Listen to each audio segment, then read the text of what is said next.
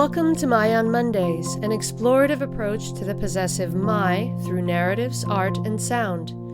Each Monday brings a new creation and unique perspective. My on Mondays is brought to you by MING Studios, a contemporary art space and international artist residency program dedicated to the exhibition, experience, and exploration of arts and culture. Along with exhibiting artists from around the world, MING also serves the community by hosting innovative programs including performances, workshops, screenings, readings, artist talks, and other cultural activities. For more information, or if you'd like to participate in My on Mondays, you can visit our website at mingstudios.org.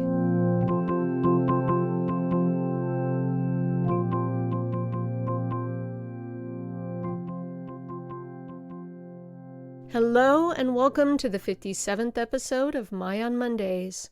Today is part one of two episodes focused on the Gullah Geechie people and culture of the Sea Islands of South Carolina, Georgia, and northern Florida. For this first episode, which is part of our Disappearing World series, I'm speaking with Luana Graves, a writer and the founder of the nonprofit organization and podcast Lowcountry Gullah. In our conversation, she talks about her own journey, the origins of the Lowcountry Gullah Foundation, and the work she's doing to help Gullah people retain their land in the face of development and the complicated legal challenge of heirs property. Congratulations on everything that you're doing. Your website is such a wealth of information. I particularly love, I was reading the Changing Perspectives, I think, that series that you're doing. God, it's so, beautifully written and Thank you. such a wealth of information. Yeah, well, my work began to be very personal, and that made a tremendous impact not only on me, but on my family and on my work. Yeah. And so, it just has taken on a whole nother life. Yeah. And, focus and perspectives and, just that personalness of it is just so much different. Yeah, because you weren't born in the area. You didn't even discover you were Gullah Geechie until after you moved to the South, right? Right. I had a couple of my great aunts would always say, that they were Geechie, but they never said what that was or why they were saying it or anything like that. So you didn't even have a concept of what it was. You just heard this word? I just heard the word. Okay. In retrospect, I realize now that I was growing up in a Gullah Geechie culture and traditions. Yeah. And my only exposure to someone who was Gullah in my 20s, I was dating a guy, and his ex-girlfriend was a Gullah. Mm-hmm. And so she was the first person that was Gullah that I had ever met. And she had a very, thick accent. And I didn't fully understand. He identified her as Gullah, or she identified herself as Gullah. But, as far as what that meant and everything else, all I knew is that she was Gullah and from South Carolina. That was it. So fast forward to, 6 years or so ago, that's when I realized, the magnitude of that and growing up the way that I was. Doing certain things and eating certain things, that it was all very Gullah, but I just didn't know it. Yeah. So can you give people a brief intro? Yeah, absolutely. My story kind of starts once upon a time. I was about 7 or 8, something like that. And I had to write a report on the Pilgrims. At the time, I just kind of threw this report together, and made the mistake of leaving it on my dining room table in the house, and my mother came along and found it. And so that was the beginning and the end of my writing career, literally, because she saw the report. I have to say, my mother at the time was a seventh grade English teacher. Mm-hmm. So with her teacher hat on, she saw the report in the middle of the night or late at night, and she woke me up and made me stay up all night and rewrite it, do the whole research and everything. And it so turned me off to writing that, I just didn't enjoy it anymore. And what I learned from that then is that I like writing what I like, how I like to write it. Mm-hmm. Now, mind you, I did go to college for journalism and mass communication, but I wasn't looking to be a writer. I was really looking at the technical side. I'd done the news, I'd done radio, I was doing all of these other things, and I had dabbled in newspaper writing and I dabbled in magazine, but I really didn't like it because it was technical. Yeah. And so, I didn't like being forced into the box of this is how you have to, write. Yeah. And so when I got to Hilton Head, and I always knew I was a good writer. I mean, if I needed to write a letter, I could write a slamming letter, and it was fabulous and all of that.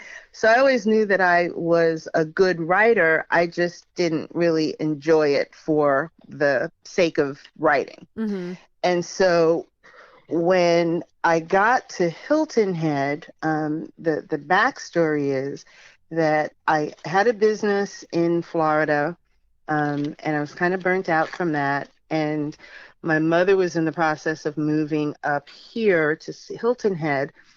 And so I came up to Hilton Head, and I'd been familiar with the island because I'd been coming here since I was about 10 or so.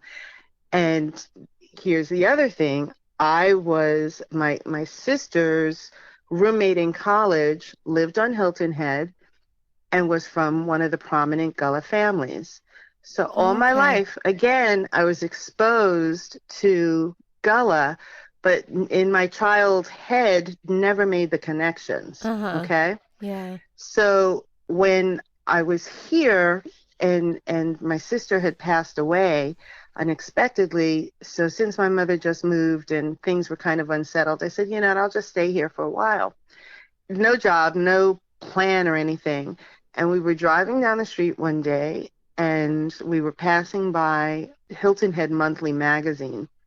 And I said to her, just pull in. I'll go see, maybe I can do something part-time or sell the magazine or whatever, because that was my background in sales.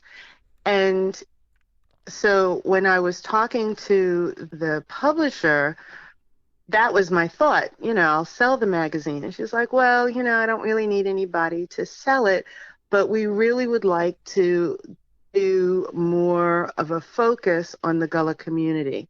And she's just like, we always need like a freelance writer. And I said, okay.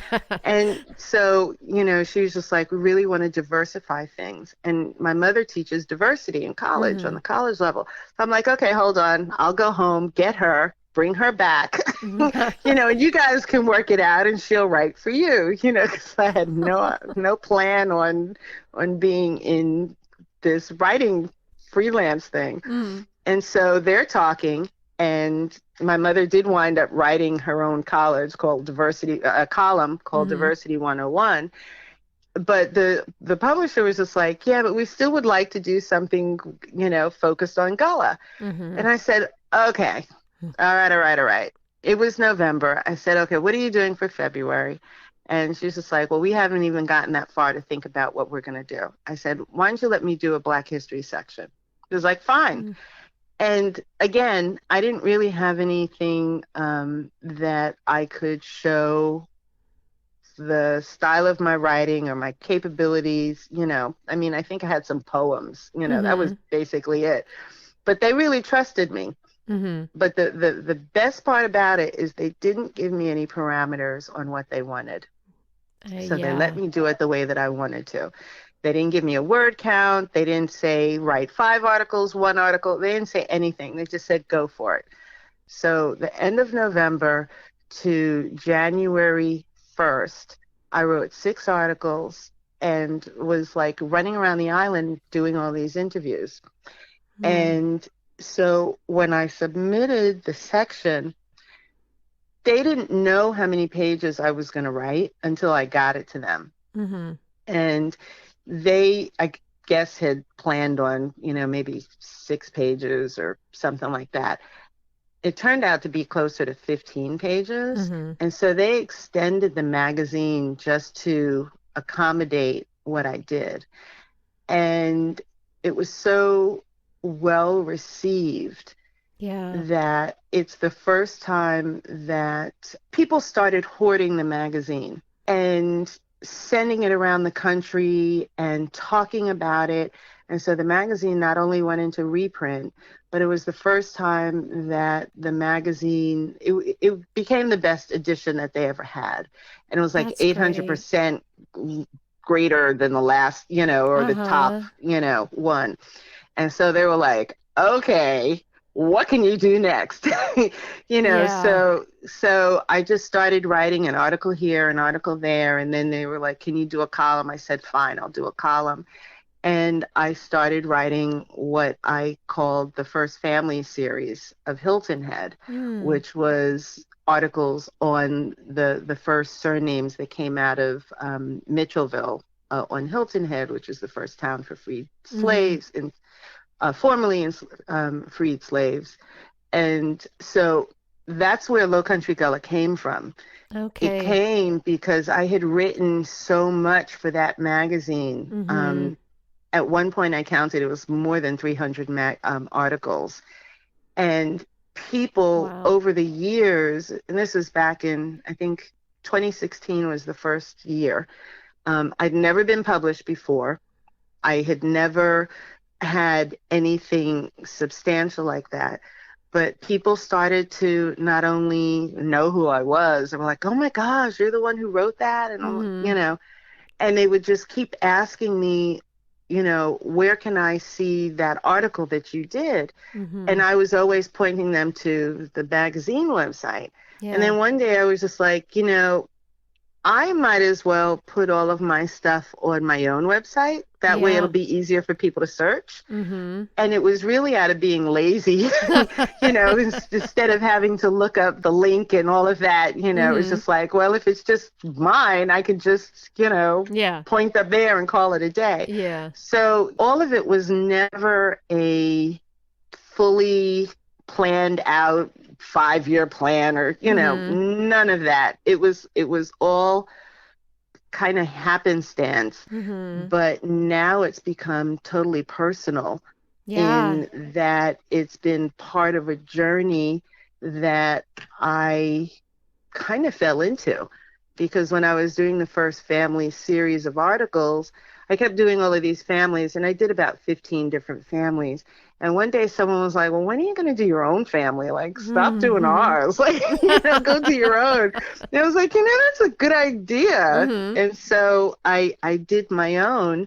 And, the other thing is, a lot of times people were saying, who is this woman who's doing all of this Gullah stuff? Is she even Gullah? And that's where the I Am Gullah article came from. Because it kind of was my way of telling people that I have street cred.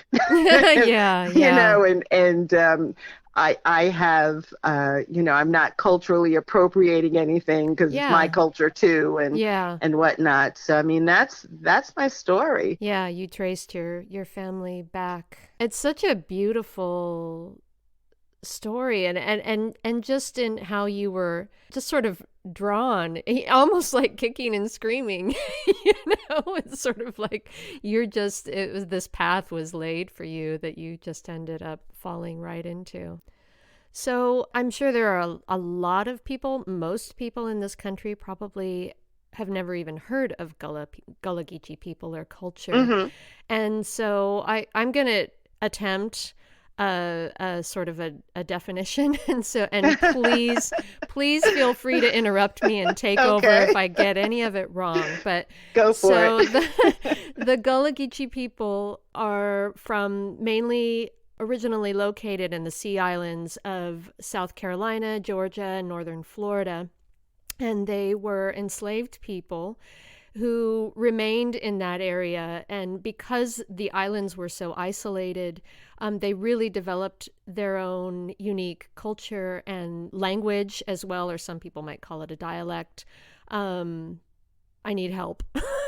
Well, no, you're spot on. The only thing that I would add is that they are the direct descendants of West African enslaved people. Yeah. And because they came, the slave trade accessed, whatever you want to call it, about 6 or 7 different African countries. Yeah. And so the Gullah Geechee are essentially the blending of all of those different cultures and languages and traditions. Yeah. And then the rest of what you said is spot on. Okay.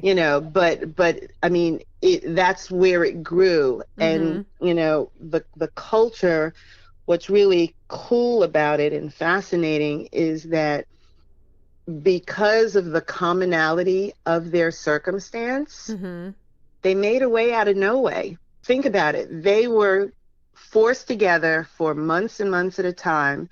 And so they needed to learn how to communicate to each other. They needed to learn how to rely and share with each other their experiences and also gain strength from each other.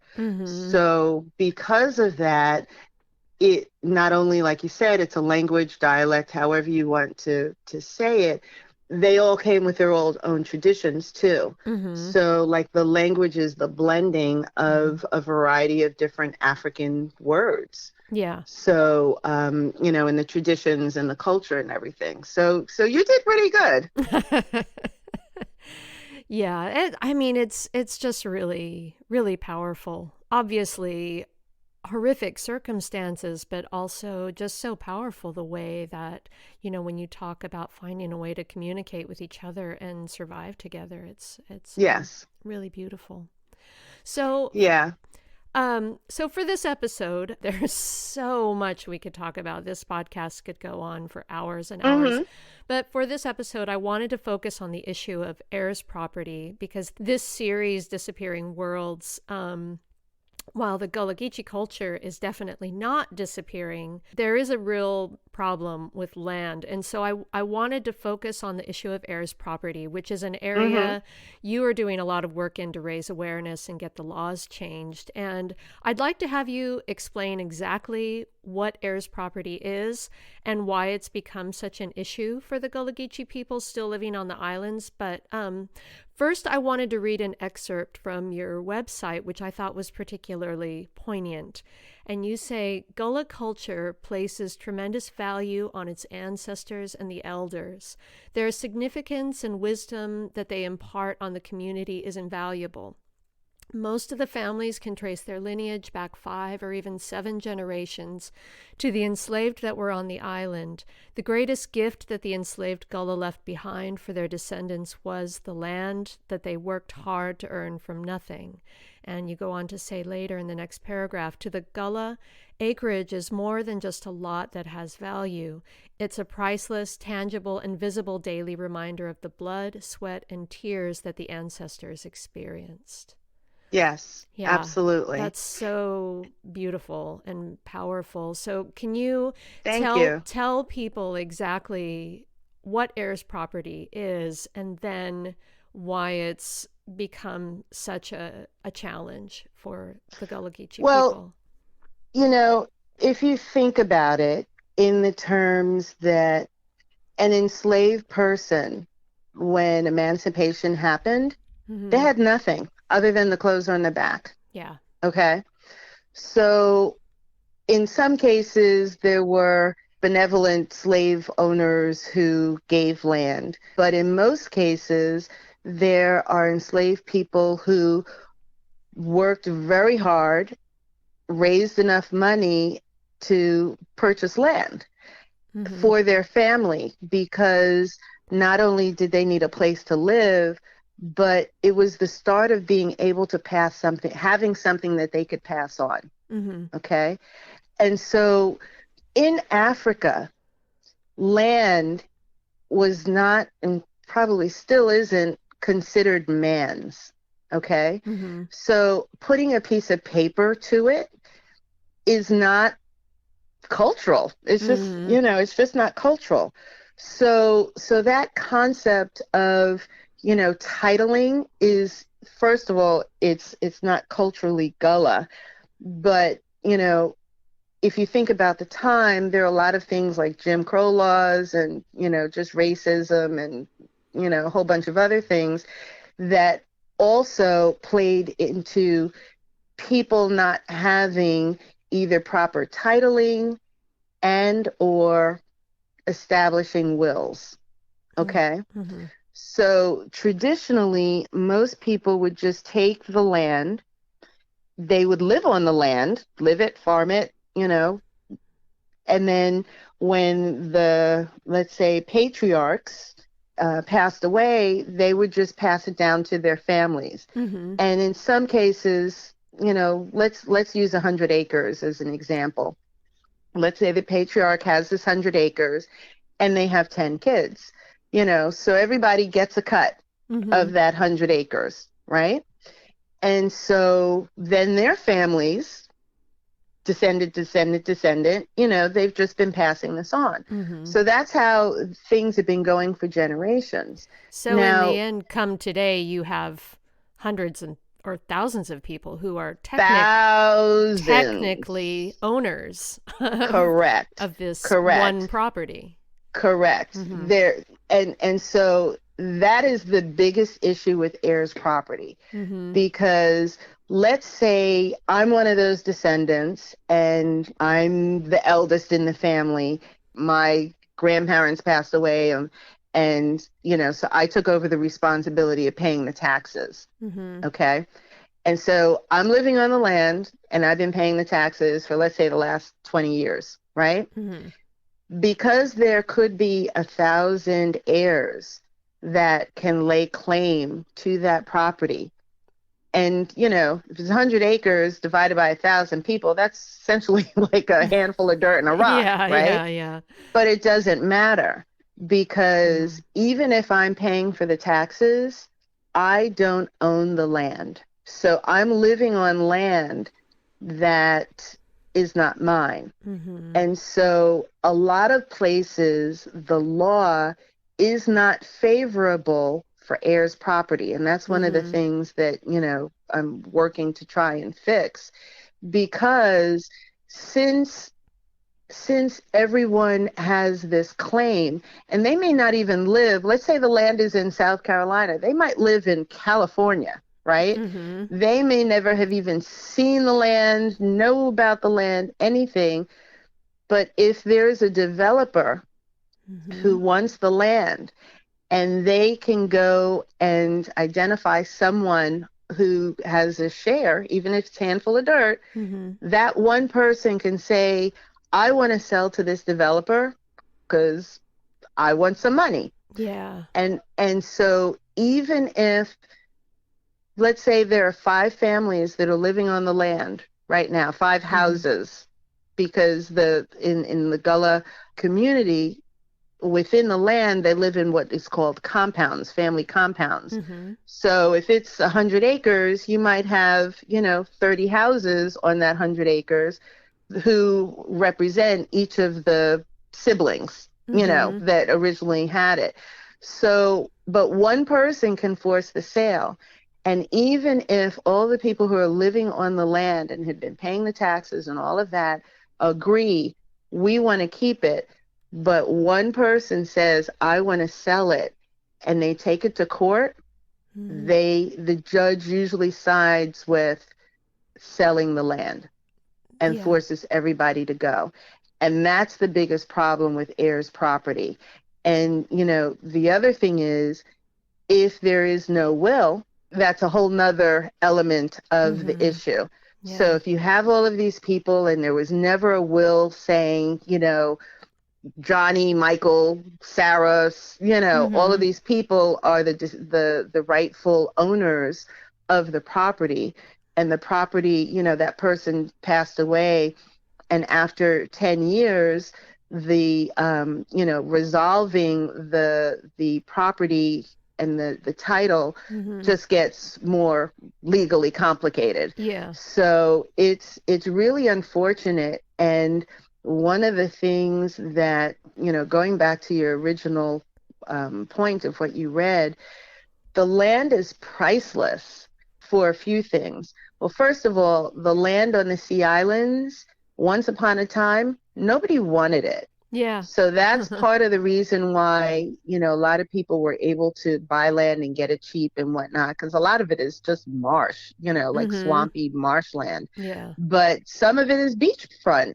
Yeah. And, some people, they have it, but it was always said to be, it's like the garbage land. You can have it. Mm-hmm. We don't want it. Flip side to now, it's the most valuable land in the country. Oh, yeah. And Yeah. so you have people who are trying to take it away. Mm-hmm. But even if it is oceanfront, and let's say it's a $2 million property, that $2 million doesn't matter to the family, because it's a representation of the legacy that their family and their ancestors or patriarch was able to provide. So, it's not a land is land, and, you can assess it, it's worth $2 million and everybody sees it that way. Yeah. It doesn't go like that when it comes to the Gullah, because of all of the things that went into acquiring it as well as holding on to it. Yeah, you're erasing a people. I mean, I mean, when you think Yeah, about it, even like their ancestors are actually buried there on the land, and that too. you are absolutely you're just evicting people from their entire culture, from their history, from Exactly. their elders, from everything. Yeah. Exactly. And, the Gullah Geechee culture is one of the only, I mean, obviously Native Americans are indigenous to the United States, but so are the Gullah Geechee, because the Mm-hmm. culture grew out of here. Yeah. Oh, So, that's such an important point. oh Wow. yeah, Yeah. when I've you never when you heard it think voiced about that it, way. It really and is.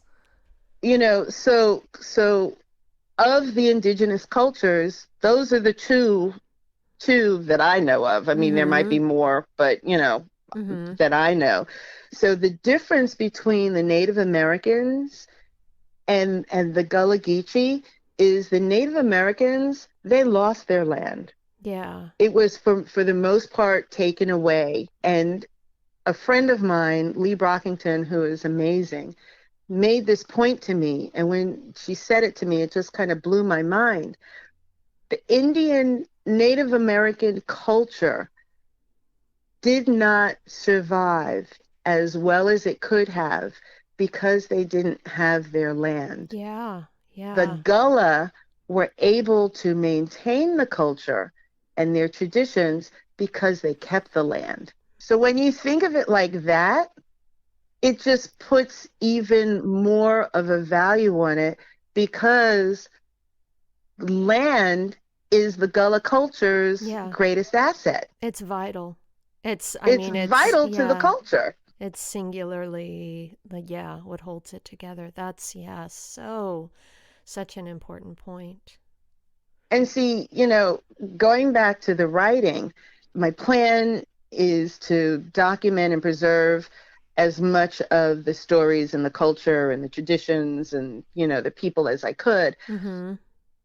But on the flip side, I can't do all of that if I'm not preserving the land and protecting it too. And Yeah. so it's hand in hand. Let's say all the land disappears. Great. Now I have a bunch of stories. So, they're equally important. And so that's why the nonprofit that I'm running, the Lowcountry Gullah, is doing the work that it's doing. And this past October 1st was the tax sale for Beaufort County. And I've been helping people to hold on to their land for years and raising funds to help people pay their taxes and resolve the whole heir issue, because it's very complicated and you need attorneys and you need a genealogist, and there's just a whole list of things that, processes that you have to go through. So that's what the nonprofit does, as well as educating people. Sometimes people are living on heirs property and don't even know it until someone dies. Or you have that California cousin who says, you know what, guess what? I just sold the land and you guys got to go. Yeah. So, so trying to get in front of the cart essentially is the work that I do. This year was the first year that I just decided I didn't need to go, but I decided to go to the tax sale.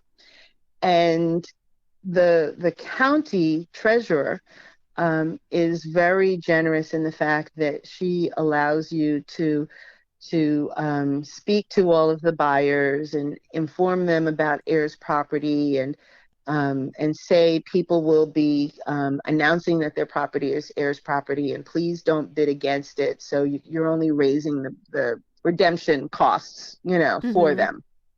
And so every single property, it was about 12 that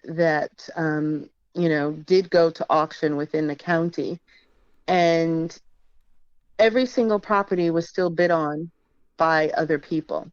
And it just breaks your heart. Yeah. And some of the properties were only $300.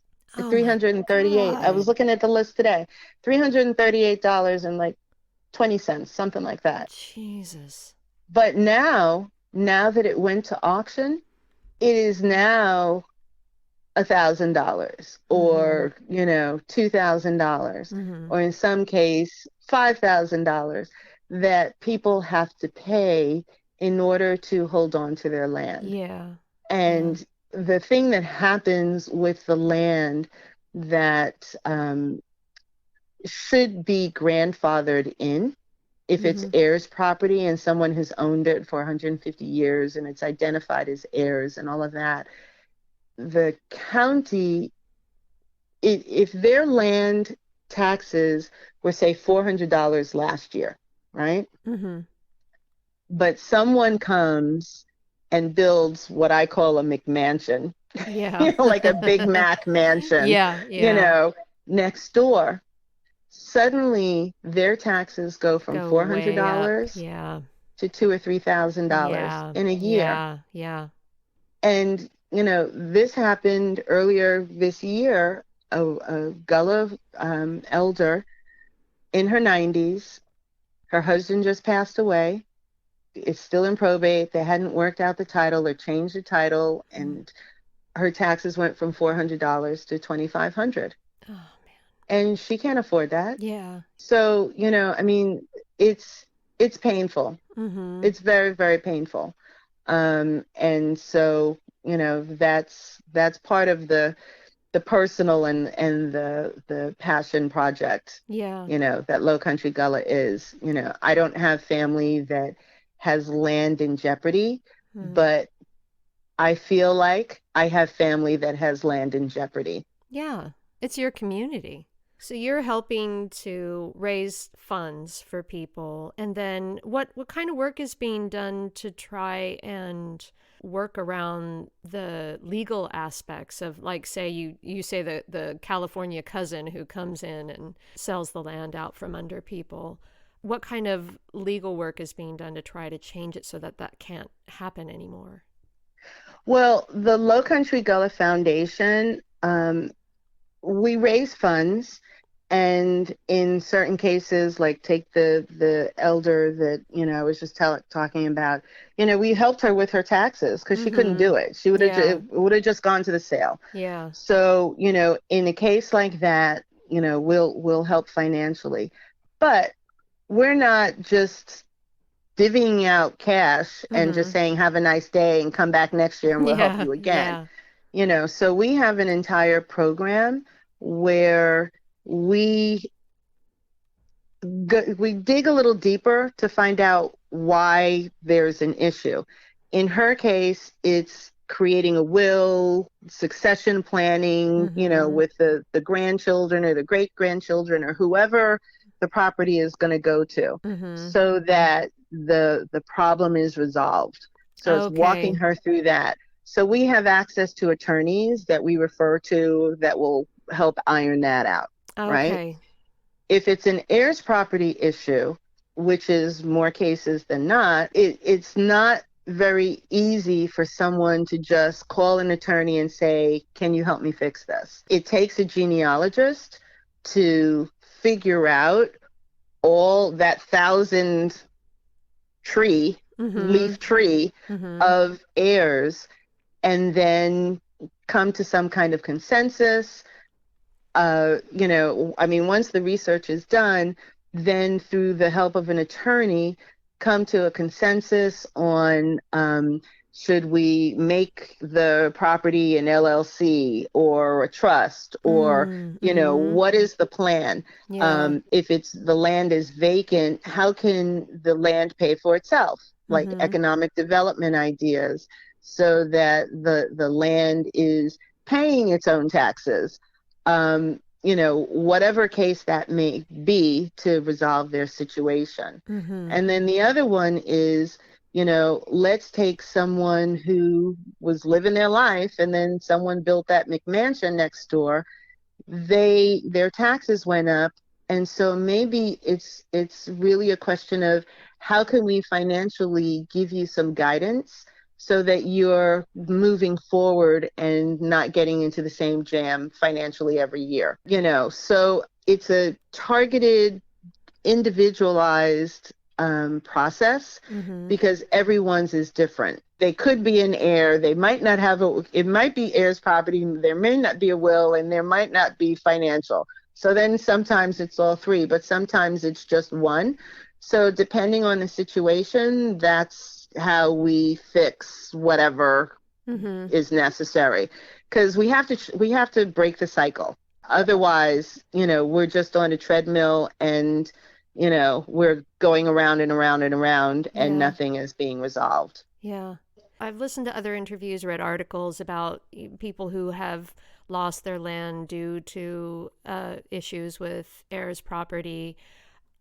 But listening to you talk, it sounds like there are solutions. Like there is work that's being done that is actually finding solutions for people, even though it is incredibly complicated and probably sometimes it's sort of a race against the clock kind of situation. But listening to you talk does make me feel a little bit hopeful, and that, that's why the raising awareness is so important, so more people know about the work that you're doing. Yeah, and that's part of the thing, because if I'm talking about the culture and the stories and the traditions, all of that, it also includes the value of the land. And so part of the education with the culture is, it's an active culture, it's a vibrant culture, but it's a culture that also has some specific issues that need to be resolved. Yeah. And so that's all part of the education that, I'm trying to do, because it can't just be, hey, this is a bottle tree and isn't that great? Yeah. Yeah, it's great, but guess what? It goes on Gullah land most of the time. And, if the land is gone, then, there goes the bottle tree. Yeah. So, it's all encompassing of all of the issues and needs that the culture has. Yeah. This leads me, I want to kind of tie things up a little bit, but I was reading another article of yours this morning on your website, and I really encourage people. To me, your website and the work that you're doing is is so much more than just about the Gullah Geechee people. It's, I think some people might hear this and think, well, that doesn't have anything to do with me. I personally have no connection to Gullah Geechee culture, people, but I find it fascinating. And I was reading one of your articles, or a couple of your articles this morning, from the what is it, changing perspectives. Yes. And you were talking about visiting Savannah, and which is a city that I absolutely love. But you were talking about seeing it with new eyes. You go to this place and then you realize all the stones that went into building the area along the river, which is just this incredibly beautiful area that, you can feel the spirit of the place in Savannah. It's my favorite city in this country that I've ever been to. And mine too. Yeah.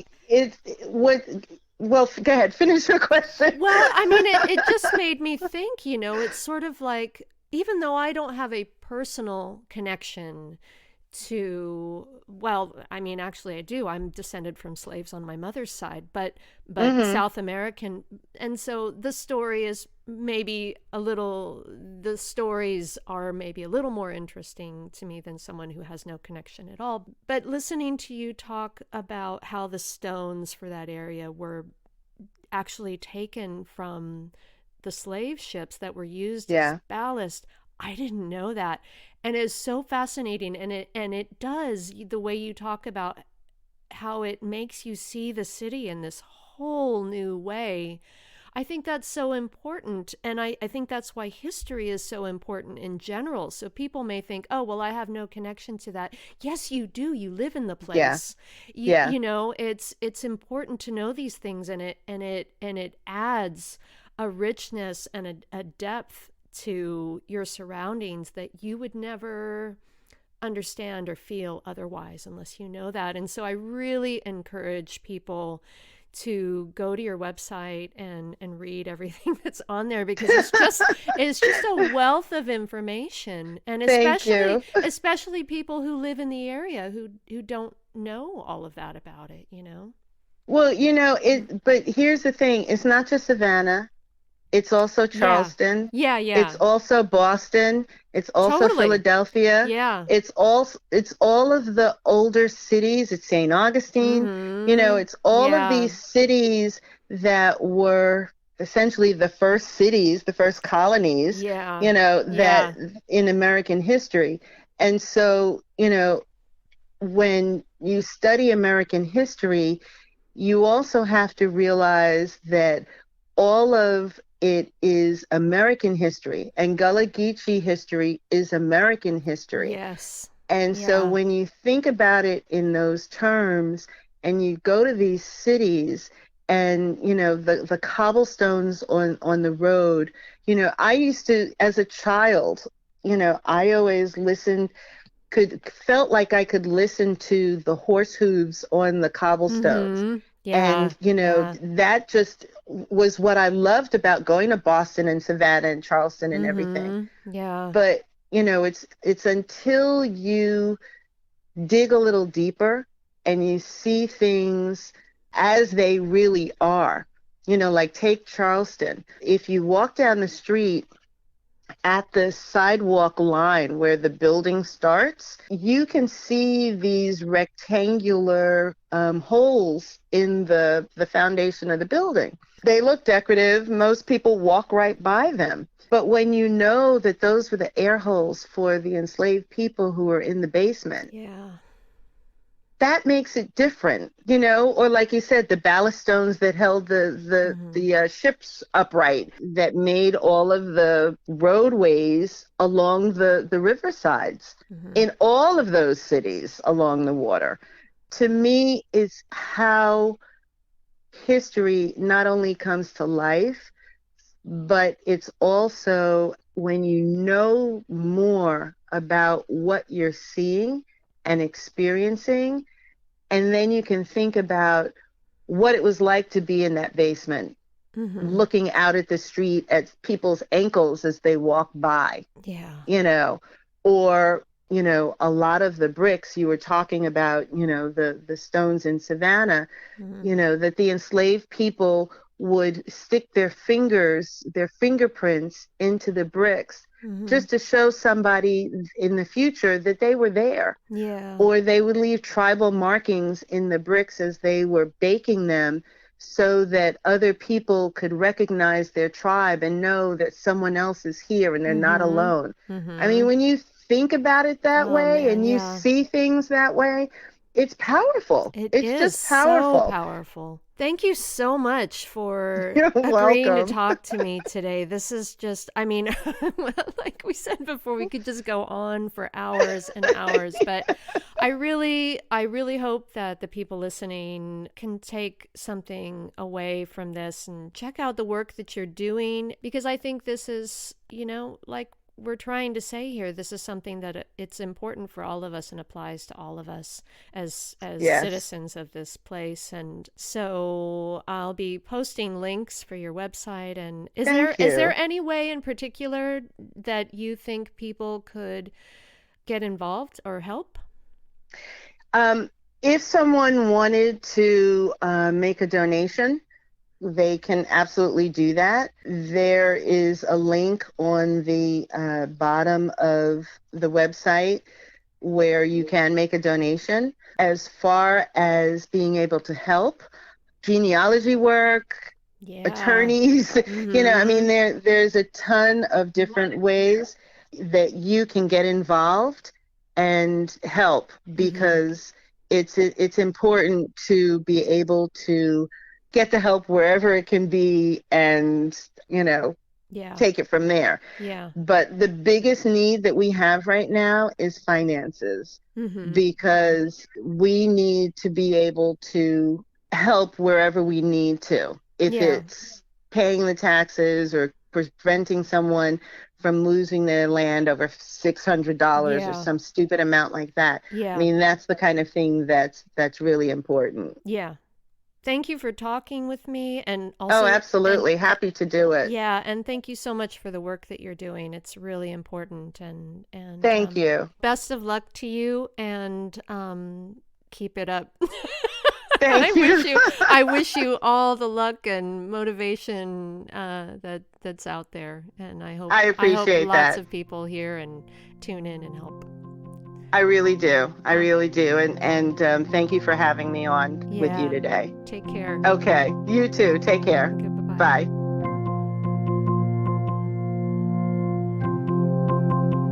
Thank you for joining us today. We'll be back next Monday. Tune in.